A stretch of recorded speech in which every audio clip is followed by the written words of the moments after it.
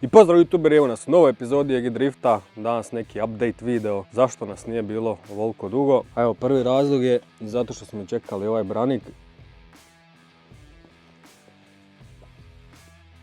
Sviđa mi se kvaliteta, odnosno ne kvaliteta, baš onako mekan dosta, što je za drift super, kad ga čvrkneš neće mu se apsolutno ništa dogoditi, dosta je savitljiv. Sad njega smo čekali jedno 2,5 mjeseca, ja ne znam šta se događalo s njime, ne znam li putovao kočijom ili čime, ali užasno dugo smo ga čekali. A ako se sjećate, ove bokove nismo htjeli ofarbati sve dok nam ne stigne branik, tako da je farbanje eksterijera prolongirano zbog ovog branika, ali evo sad ga imamo, tako da možemo krenuti s kompletiranjem vanjštine. Drugi razlog nam je ova ovdje kutija sa dijelovima i nju smo čekali dugo, bez nje nismo mogli sastavljati motor. Dakle, ovdje se nalaze sve moguće brtve, lanci, klizači i tako dalje, u biti sve komplet što nam je potrebno za reparaciju, odnosno rebuild motora. Nadalje, zajedno sa branikom je trebala stići ona cijev za provlačenje hidroručne iza do klješta. To mi uopće nisu poslali, ne znam zašto, tako da ih moram kontaktirati da vidim šta se s njima dogodilo. Tako da ne možemo spojiti ni hidroručnu. No u međuvremenu dok smo čekali sve te dijelove, ja sam prao ove postojeće dijelove motora. Blok je kompletno opran, ovdje možete vidjeti sliku prije i poslije.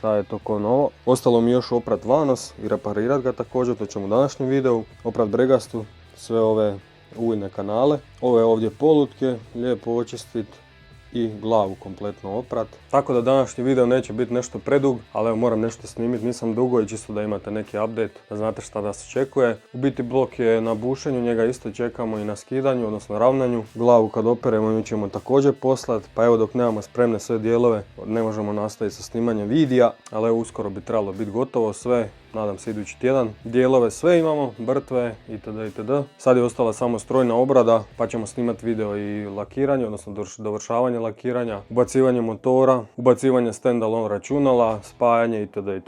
Ništa, idemo prvo rastaviti ovaj vanos, očistiti ga, staviti nove dijelove koje trebamo staviti, sastaviti ga nazad, paradilicu pa glavu. Za reparacione vanosa potrebne su nam ove brtve, to je kompletan kit koji dobijete, ove dvije kao podloške. I imate 4 ova ležaja. Idemo prvo rasklopiti ispušni dio vanosa, imate 5 desetki.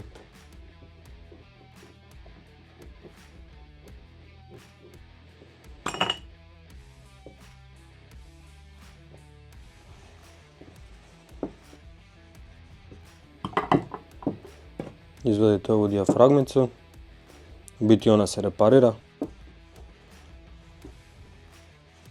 Sad rastavljamo usisno kućište, samo morate pripaziti ovdje imate oprugu, tako da lagano popuštate sve vike i držite ovo da vam ne izleti sve van.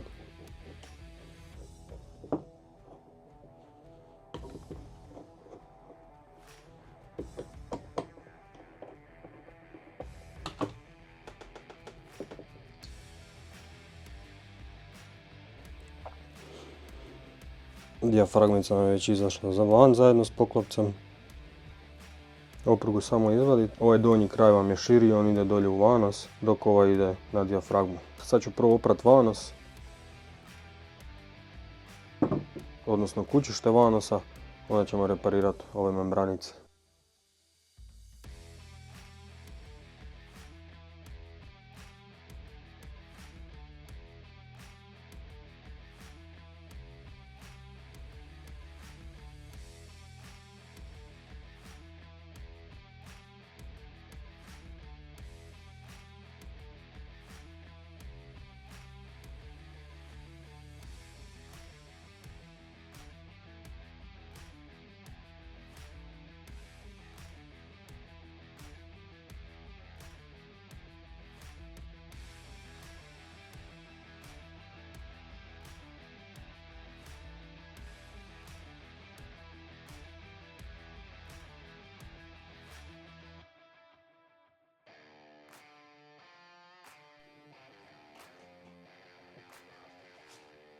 Moramo počistiti ove utore za ulje, odnosno prolaze, kanale.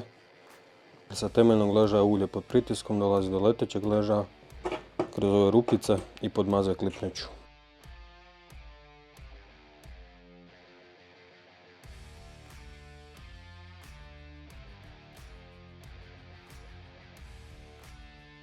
Sad idemo riješiti glavu, prvo moramo poskidati ventile. Da bi njih skinuli morate ovu oprugu našpanat prema dolje. No imate kajlu koja drži tu oprugu zajedno s ventilom, to je dvije. Skinete njih i ventil može van, opruge mogu van. Imate dva načina za skidanje ventila.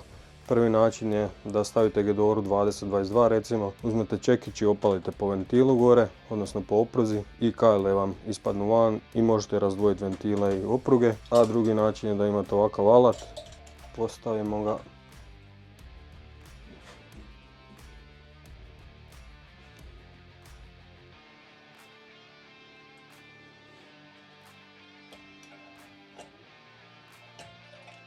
Evo opruga, zajedno gore s ovom platnom i imate ova dva mala osigurača koja su na vrhu ventila i oni zapravo drže venta zajedno sa oprugom, odnosno na ovoj platni.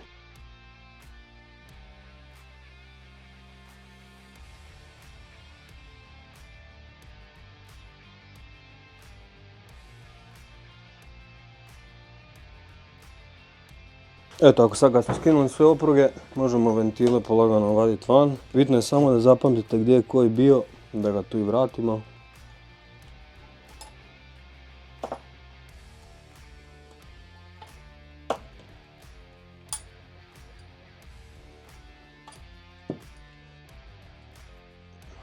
Evo možete vidjeti kako izgleda vrh ventila. Dakle ovdje vam uđu ove dvije kajle i one zapravo vežu oprugu i ventil zajedno, kako bi opruga mogla vraćati, odnosno zatvarati ventile. Evo napravili smo se ovako jednu šablonicu, dakle po cilindrima, ispuh, usis i sad ćemo poslagati sve ventile u karton da uvijek imamo spremljen redoslijed.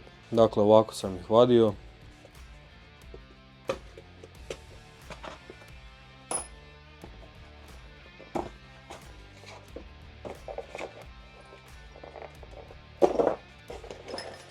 Eto ga. Sad možemo oprati glavu.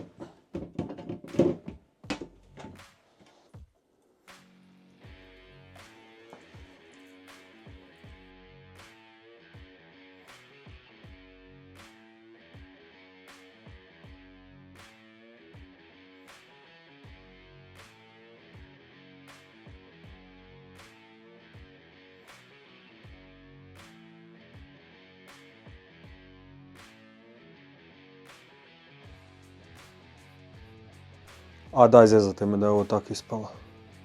Pazi, novo. Vanos, opruge ventila, špricaljke, mostovi. Gledaj radilice. Čudo jedno. I glava, to je sve bilo ovako prljavo. Ostalo mi još brigaste i ove vodilice hidropodizača i nisam vam stigao snimiti Vanos Rebuild. Nedjelja je 9 navečer, tako da ćete tu morat pričekati drugu epizodu. Evo malo sam vam snimio šta se događa. Vanos Rebuild i nadam se sastavljanje motora ćete gledati u sljedećoj epizodi. Lajkajte, šerajte, subscribete, a mi se vidimo u nekoj narednoj epizoda.